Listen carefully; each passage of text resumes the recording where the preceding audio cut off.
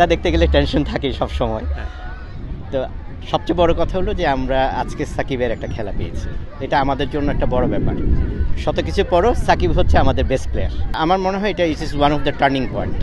ওই সময় ওই অবস্থায় 2টা উইকেট নিয়েছে সে, সো এটা অত্যন্ত গুরুত্বপূর্ণ একটা বিষয় আমাদের জন্য। আজকে খুবই জরুরি ছিল, he played a really matured innings and শেষ পর্যন্ত থেকে যে খেলাটাকে বের করে আনার বা খেলাটা যতটুকু পারা যায় নিয়ে যাওয়ার, সেটা আজকে সে করে দেখিয়েছে। He is a champion player. এই উইকেটে একটা গেম খেলার পরে আবার একই উইকেটে যখন আরেকটা খেলা হবে, they will have that advantage. খুবই ভালো লাগছে, আমরা এত দূর থেকে এসে আমাদের লাইফটা সার্থক হলো, আমরা খেলা জিতলাম ইনশাআল্লাহ।